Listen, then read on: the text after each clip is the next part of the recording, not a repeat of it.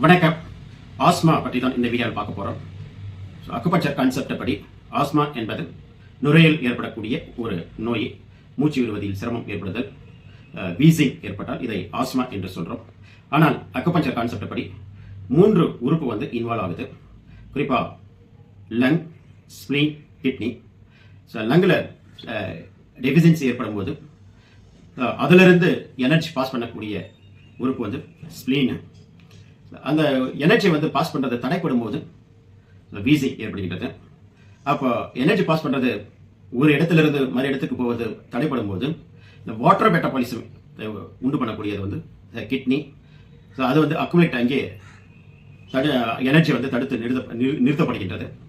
அப்போ உயிராற்றல் இம்பேலன்ஸ் ஏற்படுகின்றது, நோய்கள் உண்டாகின்றன. அப்போ லங்கி டெஃபிஷியன்சி ஏற்படுவதனால் அந்த எனர்ஜி லெவல் குறைகின்றது. ஸ்ப்ளீனுடைய உயிராற்றல் ஒரு இடத்திலிருந்து மறு இடத்திற்கு போவது தடைப்படுகின்றது. வாட்டர் மெட்டபாலிசம் அங்கே அக்குமுலேட் ஆகுது. இது எல்லாம் தான் முக்கிய காரணம் இந்த ஆஸ்மா வருவதற்கு.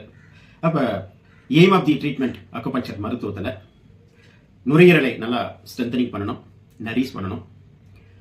ஸ்ப்ளீனுடைய உயிராற்றலை தூண்ட வேண்டும். கிட்னியினுடைய வாட்டர் மெட்டபாலிச சரியானபடி இயங்குவதற்கு, பேலன்ஸ் பண்ணுவதற்கு கிட்னி நரீஸ்மெண்ட்டை தூண்டிவிட வேண்டும். அப்போ அக்குபஞ்சர் சிகிச்சையில் அதற்கான ஸ்பெசிஃபிக் புள்ளிகளை செலக்ட் பண்ணி ட்ரீட்மெண்ட் கொடுக்கும்போது ரிவர்ஸ் பண்ணி நார்மலுக்கு கொண்டு வரலாம்.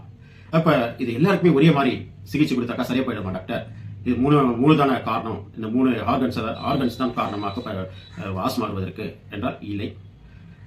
ஆஸ்மா மட்டும் இருந்தால் இது போன்ற கம்ப்ளைண்ட்ஸ் இருக்கும். மல்டி கம்ப்ளைண்ட்ஸ் லைக் டயபிட்டிஸ் இருக்குது, ஹைப்பர் டென்ஷன் இருக்குது, ஆஸ்மா இது போன்ற நாள்பட்ட நோய்கள் காம்ப்ளிகேட்டடாக இருக்கும்போது அவங்களுடைய கான்ஸ்டியூஷன் சேஞ்ச் ஆகும். அப்போ ஐரி டயக்னோசிஸ் பண்ணி அவங்களுக்கு எந்த ஹார்மோன்ஸ் இம்பேலன்ஸ் ஆகியிருக்கோ அதை கண்டறிந்து அதற்கான சிகிச்சை கொடுக்கும்போது ஆஸ்மா மறுபடியும் ரிவர்ஸ் பண்ணி நார்மலுக்கு கொண்டு வரலாம். அப்போ அக்குபஞ்சர் சிகிச்சையில் ரிவர்ஸ் பண்ணி கொண்டு வர முடியும்.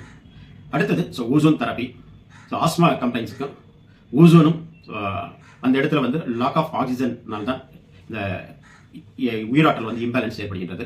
அப்போ ஓசோன் தெரப்பி கொடுக்கும்போது ரெகுலேட் ஆகுது. அடுத்தது வர்ம சிகிச்சை அண்ட் நேச்சுரோபதி சிகிச்சை இதெல்லாம் கம்பைன் பண்ணி கொடுக்கும்போது குறிப்பிட்ட நாளில் இந்த ஆஸ்மா நோயை ரிவர்ஸ் பண்ண முடியும். மினிமம் 2 to 3 மந்த்தில் நார்மலுக்கு கொண்டு வர முடியும். ஆகவே அக்குபஞ்சர் சிகிச்சையில் ஆஸ்மா ரிவர்ஸ் பண்ணி அதிக பேஷண்ட்ஸ்க்கு ஹோலிஸ்டிக் வெல்னஸ் கேர் சென்டர் சரி பண்ணியிருக்கு. உங்களுக்கு ஏதேனும் இது போன்ற ஆஸ்மா சம்பந்தப்பட்ட பிரச்சனைகள், நுரையீரல் சம்பந்தப்பட்ட பிரச்சனைகள் இருந்தால் அக்குபஞ்சர் சிகிச்சை எடுத்துக்கொள்ளுங்கள். நன்றி, வணக்கம்.